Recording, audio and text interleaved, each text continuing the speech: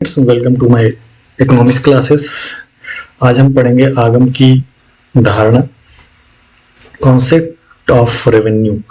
Concept of revenue में हमने basic concept cover किए थे पिछले वीडियो में, जिसमें टोटल रेवेन्यू क्या होता है, मार्जिनल रेवेन्यू क्या होता है, एवरेज रेवेन्यू क्या होता है और इसके कर्व कैसे बनते हैं, डायग्राम में हम इसका कैसे उपयोग करते हैं, कर्व किस शेप के होते हैं परफेक्ट कंपटीशन में और मोनोपोली में। तो ये सारे उसमें हमने समझने की कोशिश करी है। उसका लिंक हम डिस्क्रिप्शन में दे देंगे, यदि आप उसको पुनः देखना चाहेंगे तो देख लेंगे। इसमें हम कवर करेंगे औसत आय तथा सीमांत आय में संबंध, average revenue and marginal revenue में क्या रिलेशन है, क्या रिलेशन पाया जाता है और इनके जो वक्र होते हैं, जो डायग्राम होते हैं, वो किस तरह से और क्यों वैसे होते हैं, उसके बारे में डिस्कस करेंगे। औसत आय, सीमांत आय तथा मांग की लोच। अब इसमें मांग की लोच, इलास्टिसिटी ऑफ डिमांड को भी देखेंगे, इसमें कैसे वो कार्य करता है और जिसके कारण इसकी पूरी व्याख्या हमें समझ में आ जाएगी। शुरू करते हैं, लेकिन एक लतीफा मुझे याद आ रहा, आप लोगों से शेयर करना चाहूँ। तो एक कॉलेज में एक अधिकारी दौरा करने गए, पहुंचे तो उन्होंने सारे लोगों को एक जगह इकट्ठा किया। अधिकारी ने स्टाफ और बच्चों को एक हॉल में इकट्ठा किया और उनका संबोधन शुरू किया अपना। उन्होंने कहा कि मैं एक प्रश्न, जहाँ भी जाता हूँ छापा मारने या दौरा करने जहाँ भी जाता हूँ, तो मैं एक प्रश्न पूछता हूँ, बाकी तो सब ठीक है, लेकिन मेरे दिमाग में प्रश्न चलता है। अभी तक किसी कॉलेज में मुझे वो उत्तर नहीं मिल पाया उसका, और शायद यहाँ पे कोई दे सके। तो मेरा प्रश्न ये है कि मैं दिल्ली से देहरादून अपनी कार से 200 किलोमीटर प्रति घंटे की रफ्तार से, प्रति आवर की रफ्तार से गाड़ी चलाता हूँ और दूरी 600 किलोमीटर है, तो बताइए मेरी उम्र क्या है। इतना सुनते ही सब लोग की तरफ सन्नाटा छा गया कि ये किस तरह का प्रश्न है कि दिल्ली से देहरादून 200 किलोमीटर प्रति आवर से चलते हैं, दूरी 600 किलोमीटर है, तो बताओ मेरी उम्र क्या है। तो स्टाफ भी थोड़ा हचकचा गया कि किस तरह का सवाल है, ये तो हम भी नहीं बता पाएंगे, और ये सवाल तो है ही नहीं कायदे से ये। तो उन्होंने कहा कि कोई उत्तर दे सके, तभी बीच में से एक छात्र ने हाथ उठाया अपना और कहा कि मैं इसका उत्तर दूंगा।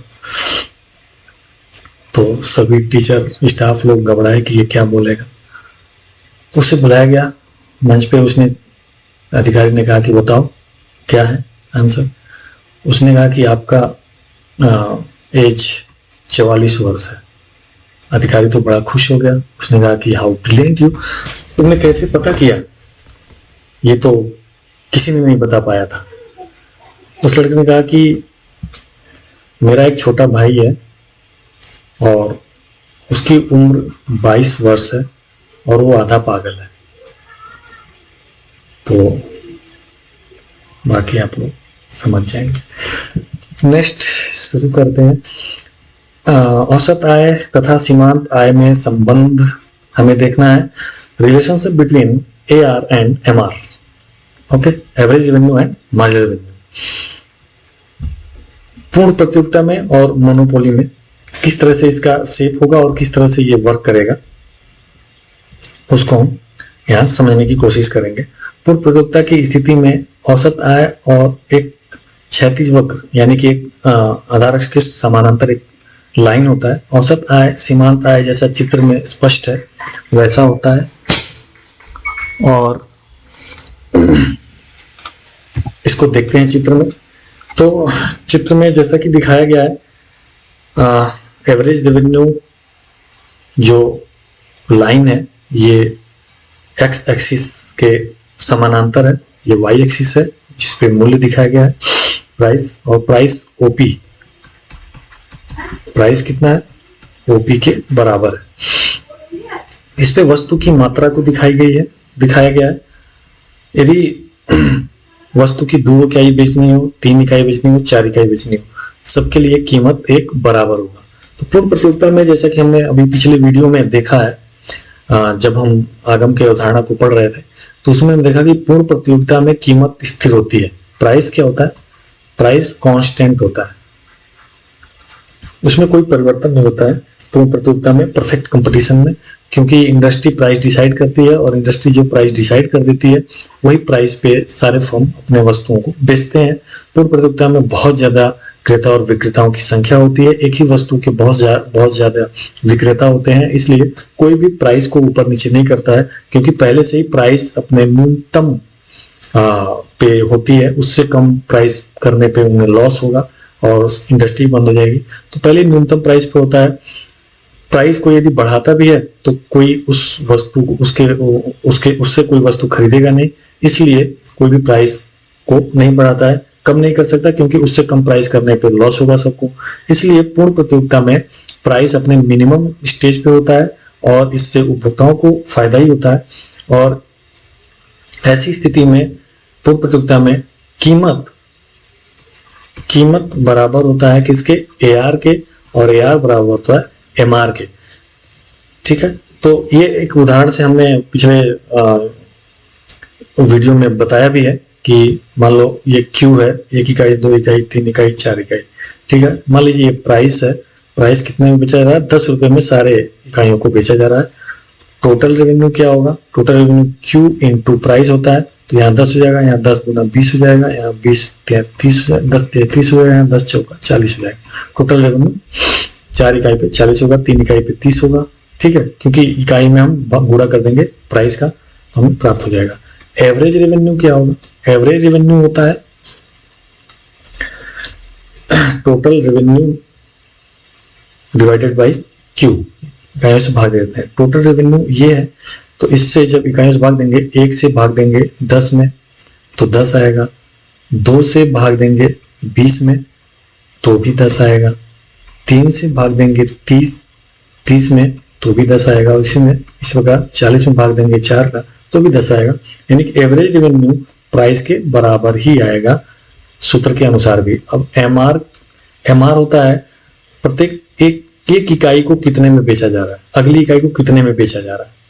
ठीक है, तो यहाँ पे पहली इकाई को 10 में बेचा जा रहा है, दूसरी इकाई को भी 10 में बेचा जा रहा है, तीसरी इकाई को भी 10 में बेचा जा रहा है, तो ये भी सारा 10 हो जाएगा, तो ये भी बराबर होगा। तो MR बराबर है AR के, AR बराबर है प्राइस के। इसीलिए पूर्ण प्रतियोगिता में प्राइस स्थिर होने के कारण कीमत MR के बराबर होता है, प्राइस MR के बराबर होता है, MR AR के बराबर होता है, ये तीनों आपस में बराबर होते हैं।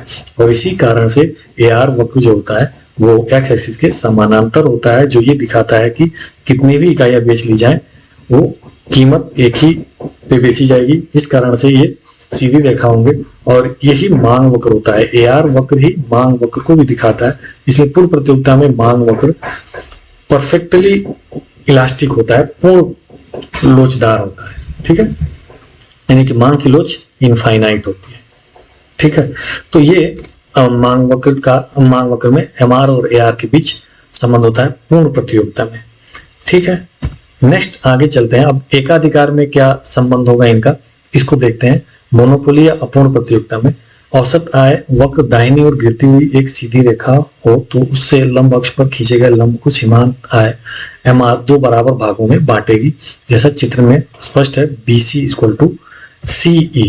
इसको चित्र से अब समझने की कोशिश करेंगे कि मोनोपोली की स्थिति में क्या अवस्था होगी, दोनों वक्र किस तरह का दोनों वक्रों में संबंध होगा। इसको थोड़ा केयरफुली समझना, क्योंकि इसमें हमने पिछली वीडियो में पहले तो देख लिया था कि MR वक्र ऐसे और AR वक्र ऐसे नीचे गिरता हुआ, MR वक्र ऐसे नीचे गिरता हुआ इसलिए होता है क्योंकि एकाधिकारी, चूंकि एकलौता उस वस्तु का विक्रेता होता है, इसलिए वो प्रत्येक इकाई को अलग अलग कीमत पे बेचता है। शुरू में वो कीमत को हाई रखता है, बाद में धीरे धीरे वो प्राइस को नीचे गिराता है, और प्रत्येक अगली इकाई को बेचने के लिए वो कीमत को नीचे गिराता जाता है, क्योंकि पहले से ही वो बहुत अधिक लाभ कमा रहा होता है, यानी कि बहुत ज्यादा अधिक प्राइस पे बेच रहा होता है। तो इसलिए जो MR वक्र होता है, AR वक्र होता है, दोनों नीचे गिरता हुआ होता है, क्योंकि प्राइस लगातार नीचे गिरती है, तो निश्चित रूप से AR और MR भी नीचे गिरेगी। पहली चीज। दूसरी चीज ये है कि AR वक्र जो होता है वही मांग वक्र को भी दिखाता है, क्योंकि मांग वक्र उपभोक्ता के दृष्टिकोण से जो मांग वक्र होता है वही विक्रेता की दृष्टि से AR वक्र होता है, क्योंकि मांग वक्र दिखाता है कि उपभोक्ता उस मात्रा के लिए कितना कीमत देने के लिए तैयार है। तो इसलिए जो वो देने के लिए तैयार है वही इनकम बनेगा किसका, विक्रेता का या प्रोड्यूसर का। ठीक है, तो ये यहाँ पे ये दो चीजें यहाँ पे क्लियर है। नेक्स्ट ये है कि MR वक्र जो होता है वो बिल्कुल आधी दूरी पे स्थित होता है AR वक्र के। अर्थात यदि यहाँ से कोई भी कहीं भी एक सीधी रेखा खींची जाए तो उस रेखा को MR वक्र 2 बराबर भागों में बांट देता है, यानी कि ये BC जितनी दूरी है उतनी ही दूरी CE की है। ठीक है, यानी कि BC equal to CE, right. ये क्यों है, कैसे है, इसको थोड़ा समझ लेते हैं। हमने टोटल रेवेन्यू पढ़ा था, यहाँ पे टोटल रेवेन्यू निकालने के 2 तरीके हैं। एक तो हम सारे MR को जोड़ लें, यानी MR मतलब एक पहली इकाई से कितना मिला, दूसरी इकाई से कितना मिला, और उस सबको जोड़ते जाएं, यानी कि MR के थ्रू टोटल रेवेन्यू निकालें। तो हमें जो रेवेन्यू निकलेगा वो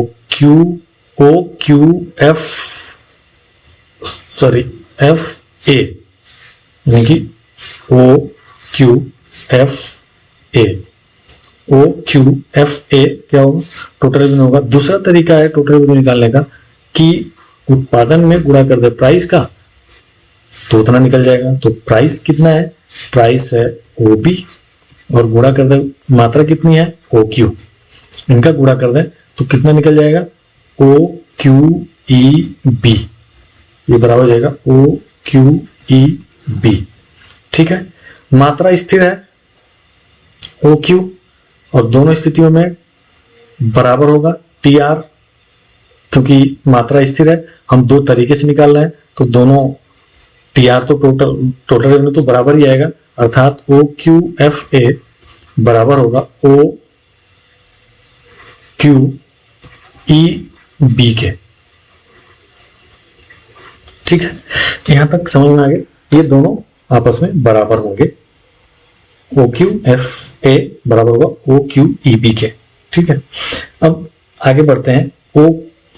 OQFA में इन दोनों को 2 हिस्सों में कर देते हैं। OQFA में 2 भाग सम्मिलित है, एक तो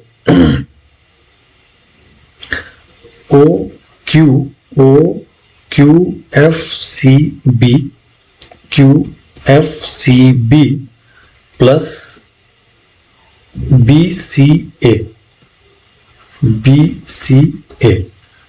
और OQEB में क्या क्या शामिल है, OQEB में OQFCB, ठीक है, OQFCB और प्लस कर देंगे CEF प्लस CEF। ठीक है, अब ध्यान से देखें तो इनमें ये और ये दोनों बराबर है, यानी कि OQFCB दोनों में है। अब हमें प्रूफ करना है कि BCA बराबर है CEF के। ठीक है, BCA ये त्रिभुज इस त्रिभुज के बराबर होना चाहिए। ठीक है, तो पहली बात तो यह है कि कोण BCA बराबर होगा कोण ECF के। ठीक है, इसको यदि, और मैं इसको क्लियर करता हूं, एक सेकेंड, इसको मैं को थोड़ा क्लियर करता हूं।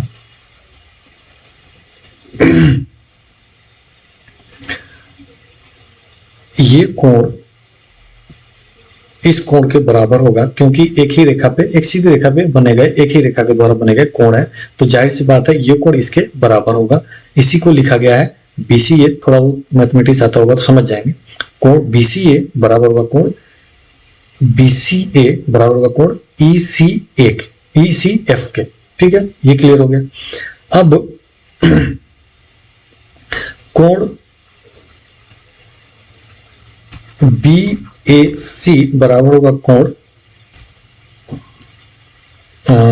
सी एफ ई के, सी एफ ई के, ठीक है, क्योंकि ये भी एकांतर कोण है, ठीक है, ये तो सम्मुख कोण है, ये एकांतर कोण है, ये कोण इसके बराबर होगा, ये भी एक ही रेखा पे बने गए कोण हैं, ठीक है, तो ये दोनों आपस में बराबर होंगे।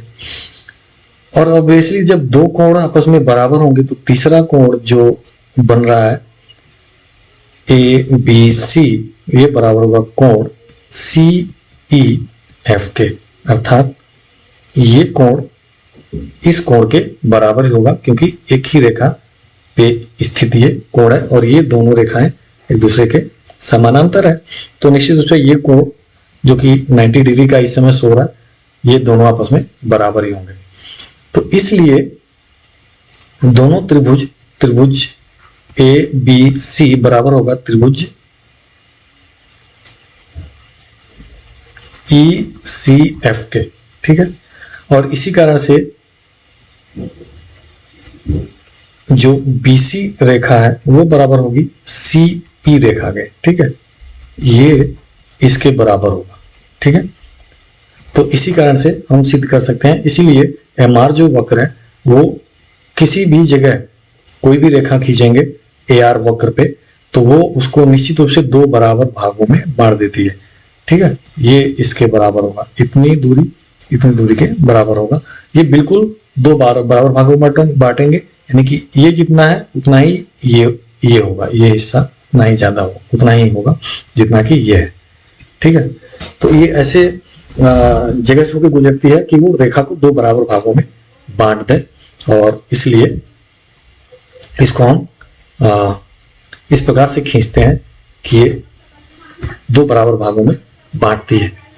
अब उसी चीज को यहाँ व्याख्या के रूप में दिया गया है, इसको आप पढ़ के समझ सकते हैं, यही चीज हमने उसमें समझाने की कोशिश करी है।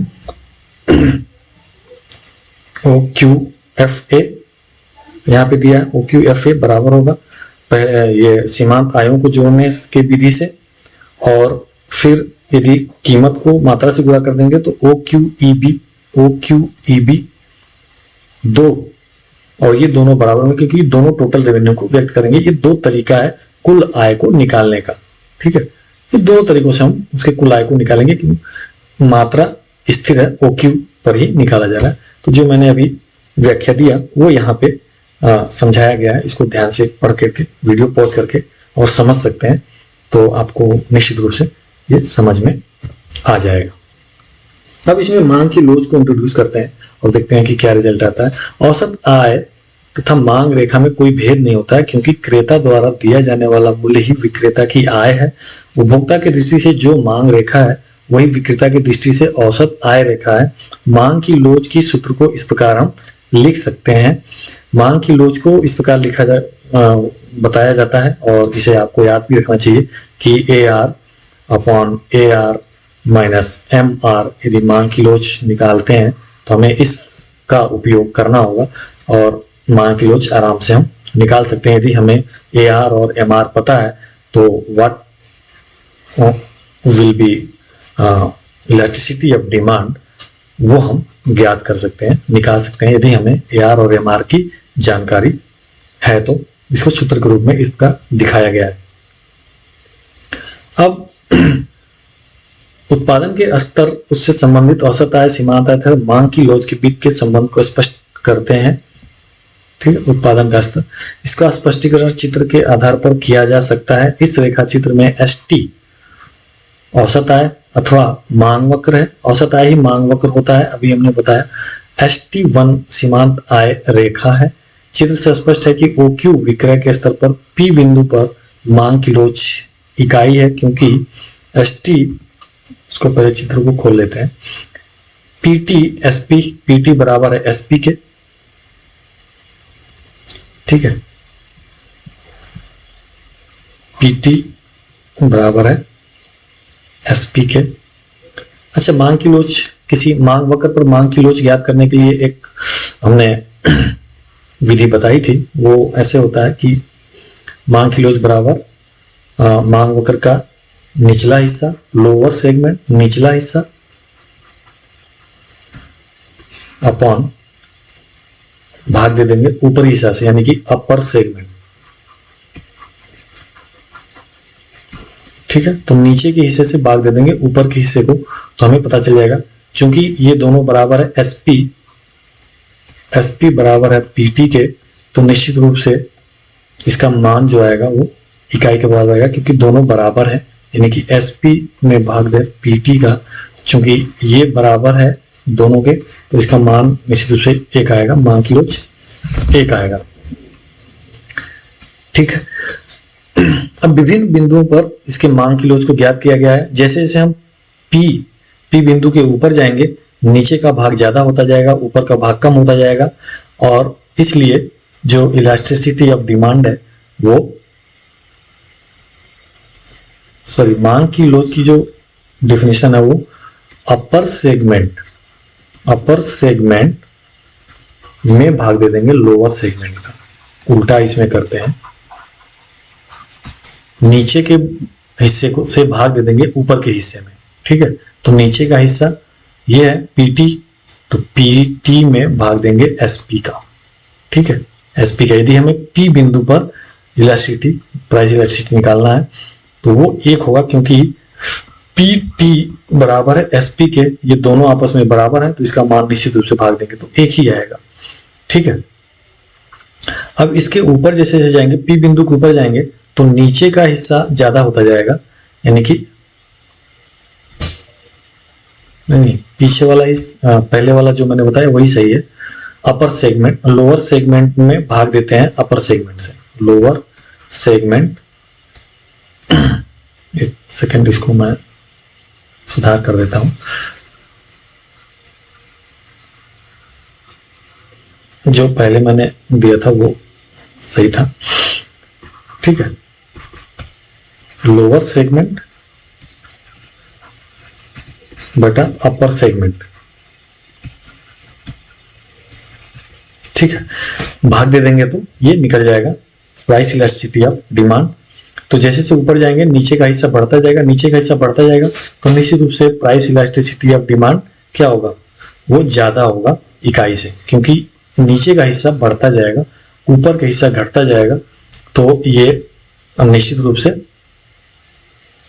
जो मान है, यदि नीचे का हिस्सा ज्यादा रहेगा, नीचे ज्यादा में कम से भाग देंगे तो इकाई से अधिक आएगा। ठीक है, और ये मिड पॉइंट है, पी बिंदु क्या है, मिड पॉइंट है, इस रेखा का एसटी रेखा का मिड पॉइंट है, बीच में स्थित है, तो इसलिए इसके जब नीचे आएंगे तो नीचे का हिस्सा कम होता जाएगा। ठीक है, लोअर सेगमेंट कम होता जाएगा, अपर सेगमेंट ज्यादा होगा, तो जब ज्यादा में कम से भाग देंगे तो निश्चित रूप से प्राइस इलास्टिसिटी लेस देन 1 आएगा। ठीक है, तो इसी चीज को यहाँ पे दिखाने की कोशिश की गई है प्राइस इलास्टिसिटी ऑफ डिमांड में। जब एआर और एमआर का अध्ययन हम कर रहे हो, तो इस बिंदु पे जहां प्राइस इलास्टिसिटी ऑफ डिमांड 1 के बराबर होगा, वहां पे एमआर क्या होगा, 0 होगा। ठीक है, और प्राइस इलास्टिसिटी ऑफ डिमांड जब ग्रेटर देन 1 होगा, तो ऐसी स्थिति में एमआर क्या होगा, एमआर पॉजिटिव होगा, क्योंकि क्यू से पहले होगा, तो इधर एमआर पॉजिटिव होगा निश्चित रूप से। और जब elasticity of demand less than 1 होगा, तो ऐसी स्थिति में जो एमआर होगा वो क्या होगा, निगेटिव होगा, लेस देन 1। यहाँ एमआर या एआर, जब डिमांड एआर क्या दिखाता है, डिमांड कर्व को भी दिखाता है, इलास्टिसिटी ऑफ डिमांड, तो ये डिमांड कर्व को दिखाता है। तो इस पे जब ई बिंदु से नीचे आएंगे तो इसका मतलब यह है कि less than 1, price elasticity less than 1 होगा, और ऐसी स्थिति में जो एमआर वक्र है वो 0 के नीचे आ जाएगा, यानी कि क्यू के नीचे आ जाएगा, और इसलिए वो निगेटिव हो जाता है। ठीक है, तो जैसे ही हम पी पॉइंट के नीचे आएंगे मांग वक्र के, वैसे ही एमआर वक्र निगेटिव होने लगेगा। ठीक है, तो ये 3 स्थितियां होंगी एमआर वक्र की, और इसको यहाँ हमने लिख करके भी दिखाया है, इसको आप पढ़ करके समझ सकते हैं। ये चीजें यहाँ पे लिख करके समझाया गया है। Thanks for watching.